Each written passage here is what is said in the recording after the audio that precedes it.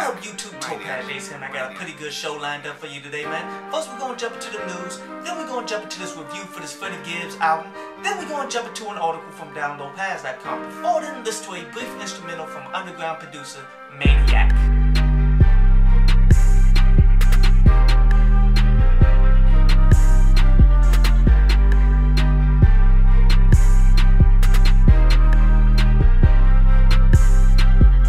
So in the news, Apple has come out saying that they're shutting down Beats Music and such, which they should have been fucking did this shit, which Beats Music was just the same thing as Apple Music and they already bought fucking Beats. So it took a while, but they finally got there. And if you paid for Beats Music, man, don't worry, they're gonna transfer you over right over to Apple. But anyway, on to today's album review, man. And today's album review is to that Freddie Gibbs Shadow of a Doubt, man. And what Freddie Gibbs did with this is he pretty much jumped from style to style and all encompassed all of gangster music together just for this one project, man. Like, take that 10 times with E40 and Gucci Mane on it. That's some West Coast feeling gangster music right there. Take that cocaine in packages, man. That's that Atlanta mainstream gangster music and shit right there as well. Take that Extradite with Black Thought, man, which I already made a review for that, but that is pretty much Freddie Gibbs' own style of conscious gangster shit. And when you look at it in that light, it's rather interesting, man, but ultimately my issue with that is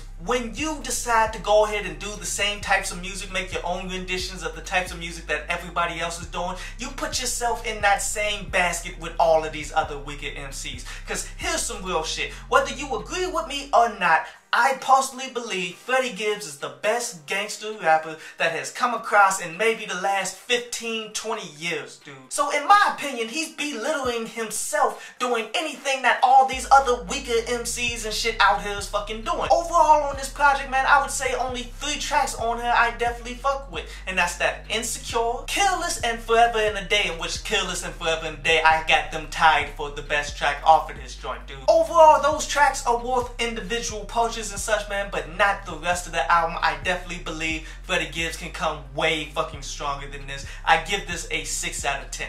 But anyway, on to today's article from downloadpads.com, and today's article is about accepting blame. Because if you know somebody who never will accept blame, they always try to pass that shit off, you dealing with like a poisonous motherfucker that you need to cut the fuck off. Which I have experienced this recently, my nigga. So I had like an event that I had to record and such, man, in which I don't be using my cameras and shit, I be using the company's cameras. So the company, I know the main guy and shit, man. Me and him, we rolled out there together. In fact, I came to his crib like a half an hour earlier to pick up all of the shit, and we move on straight down it. Now, this motherfucker was the last one to leave the fucking crib, and he was distracted because he got this new chick and all of this shit, man. But yet, ultimately, his ass left the motherfucking camera needed to record some shit. So therefore, I had to go all the way across back town in order to grab that shit and come the fuck back. And when I come back, like, yeah, you should never have forgotten that motherfucking camera. And I was fucking heated about that shit, man. Like, you not gonna accept blame for your own fucking faults and shit.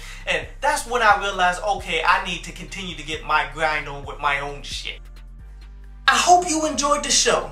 You can follow me at Twitter up there, and you can go to downloadpads.com, that's down there, to read today's article.